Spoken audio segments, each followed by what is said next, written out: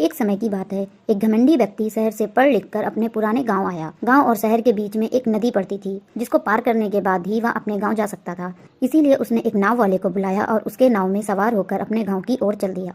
कुछ देर चलने के बाद वह घमंड में भरकर नाविक से पूछने लगा, क्या तुमने कभी व्याकरण पढ़ा है? नाविक कुछ देर के लिए सोच में पड़ गया और फिर बोला, नहीं साहब, मैंने नहीं पढ़ा है। घमंड और अहंकार से भरे हुए व्यक्ति ने हंसते हुए कहा, फिर तो तुमने अपनी आधी जिंदगी व्यर्थ कर दी है। थोड़ी देर बाद अपनी पढ़ाई का और घमंड दिखाने के लिए उस व्यक्ति ने नाविक से पूछा, तुमने इतिहास और भूगोल पढ़ा है? नाविक ने ना में सर हिलाते हुए कहा, नहीं साहब। अहंकारी व्यक्ति ने फिर से जोर से ठहाका मारकर नाविक का मजाक उड़ाते हुए कहा, फिर तो तुमने अपना पूरा जीवन व्यर्थ कर दिया है।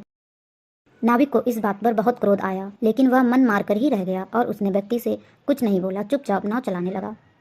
कुछ दूर नाव चलने के बाद अचानक नदी में उफान आ गया और नाव जोर जोर से हिचकोले खाने लगी। यह देखकर नाविक ने चेहरे पर छोटी सी मुस्कान के साथ ऊंचे स्वरों से उस व्यक्ति से पूछा, साहब, आपको तैरना भी आता है या नहीं? व्यक्ति ने कहा, नहीं, मुझे तैरना नहीं आता। नाविक ने कहा, फिर तो आपको अपने इतिहास, भूगोल और व्याकरण को सहायता के लिए बुलाना पड़ेगा, वरना आपकी सारी उम्र बर्बाद हो जाएगी, क्योंकि यह नाव डूबने वाली है। यह कहकर नाविक नदी में कूद तैरता हुआ किनारे की ओर चला गया।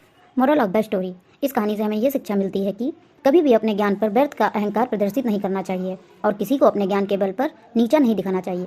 Thank you.